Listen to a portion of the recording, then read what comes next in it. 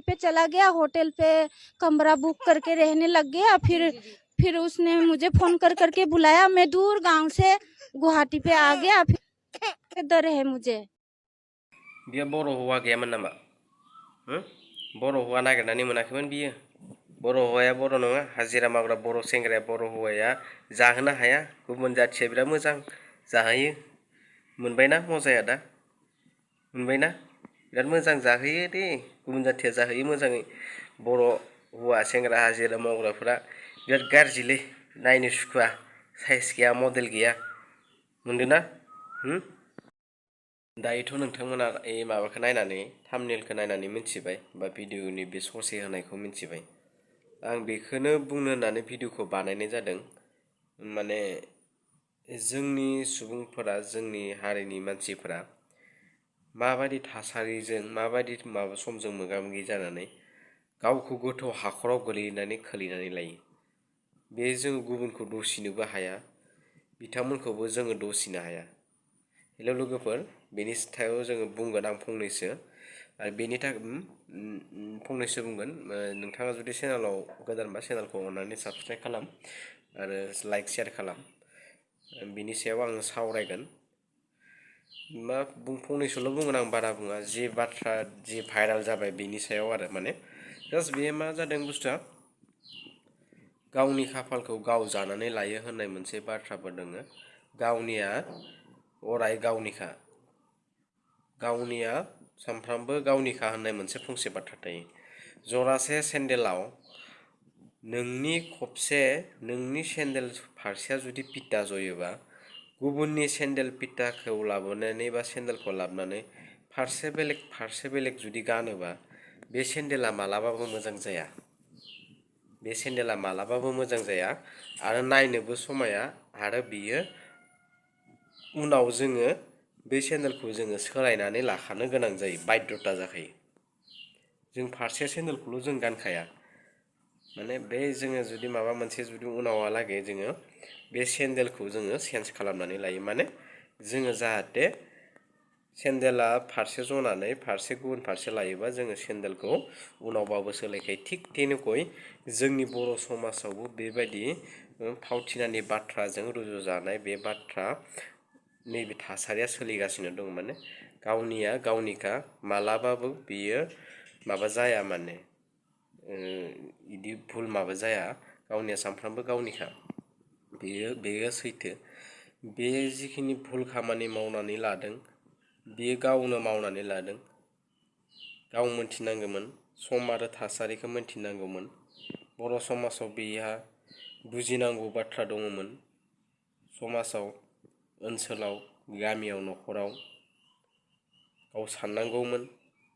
गाव बबे लामाजों थांदों बे साननांगौ। मालाबाबो बाङालि, हारसा, जल्दा, राभा बिसोरो मालाबाबो गावनि जाथिनि बाहेरा गुबुन जातिखौ मोजां मोनफ्लागोन, साननैसोनि उनाव ज्राब गारगोन। बे 100% सैथो। बिहाव बिखुनजोआथ' सैखाथारा। बिनिखायनो गावनिखौ मालाबाबो मुगैनो नाङा। गावनिया गावनिखा। गावनि जातिखौ अननो सोलों। गावनि जातिजोंनो मोजांब्लाबो गाज्रिब्लाबो, जानो गोनांबाबो धोनिबाबो गोरिबब्लाबो गावनि जातिजोंनो जा। नांगौबा खस्थ' माव, हाजिरा मावनानै जागोन, दाहोना रुवाथि मायावबा खामानि मावनानै जागोन। जाहाथे जिउआव थांना थानायाव गोजोनखौ हास्थायनानै बा गोजोनखौ लानानै जोङो जानानै सोलिलांनो हायो। गुबुन नों थाखा फैसानि थाथों, गुबुन जातिजों नोङो मालाबाबो गोजोनखाया, बे सियर बाथ्रा। नों बर' सेंग्रायानो जा, हाजिरा मावग्रायानो जा, माबायाव खामानि मावग्रायानो जा, फाटफुटआव, थेवब्लाबो नोङो बेजों जुदि जानो गैयाबाबो, फैसा थाखा गैयाबाबो, बेयो नोंजों गोजोनै थागोन। नांलाय खमलाया फैया नङा, नांलाय खमलाया फैयो।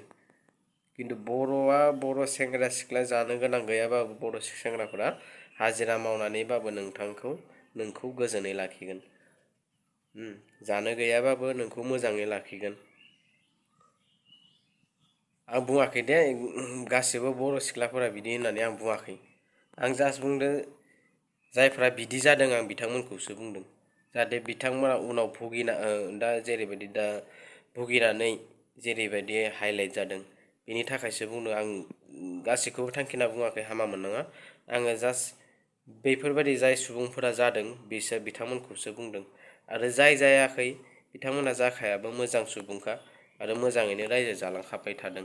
आं बिथांमोन बायदि सुबुंखौ बुङाखै जायफोरा मोजांखा, आं बुंदों जायफोरा गुबुनजों खारनानै थाहैनाय बिथांमोन सुबुंखौसो बुंदों। आङो बिथांमोन बायदि गाज्रि माने गुबुनजों जुलि जाहैनाय सुबुंखौसो बुंदों। जाहाथे नेक्स्ट टाइमाव गावनि गथ' गथायफोरा गावनि भाइ बाहागिफोरखौ जाहाथे बिथांमोना बेफोरबायदि खालामा बा बेफोरबायदिनिफ्राय गोजानाव दोनो, आं बेखौसो बुंदों। बेनिखायनो हानायसेबां गावनि बर' हौवाजोंनो हाबा जा, हाजिरा मावनानै जाहोथों, जेबो लस गैया, सुख गोजोना थागोन। हाजिरा मावनायबाबो हौवा, खामला मावनायबाबो हौवा, आथिं आखाइ दोङो, माबा मोनसे मावनानै जाहोगोन। मानसिना बयहाबो सेस्था थायोब्ला सम फैयो, माला मा चेन्ज जालाङो रावबो बुंनो हाया। बिनिखायनो जोङो गावनिखौ मालाबाबो दुसिनो नाङा, मुगैनो नाङा। बिथांजोआ जिखिनि खामानि मावना लाबाय आगोलाव, दा दसिनानै लायो, दा हाइलाइट जागासिनो। गुबुन जाथिजों हाबा जाहैदों, बिदि खालामजानो नाङामोन जोंनि समाजाव। बेनिखायनो जोंनि समाजाव सुबुं आफादफोरखौ मान होनो नांगौ, ओनसोलाव सुबुं आफादफोरखौ मान होनांगौ।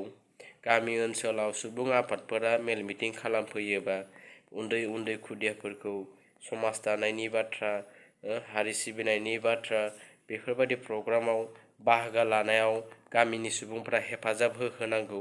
जाहाथे उन्दैनिफ्रायनो समाजनि मोजां खामानि मावनायाव बा समाजनि मोजां खामानि मा खामानि मावोबा मोजां जालाङो बेफोरनि फारसे गियान सोनानै होनो हायो। जाहाथे समाजाव गाज्रि थासारि सोमजिहोआ। जोंनि सुबुं समाजाव मोजां मोजां आफादफोर दङ।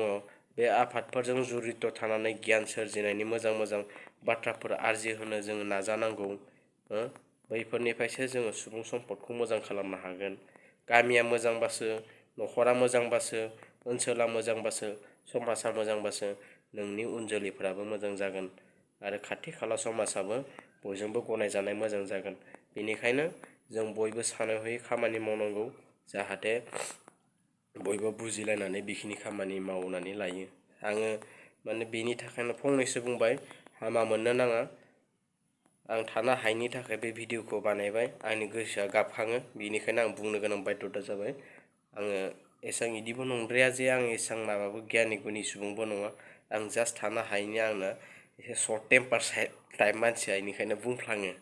सर्ट टेम्पार। जुदि मोजां मोनदोंबा भिडिअखौ नोंथांमोना चेनेलखौ साबस्क्राइब खालाम, लाइक खालाम। जुदि मोजां मोनाखैबा साबस्क्राइबबो खालामनाङा, लाइकबो खालामनाङा।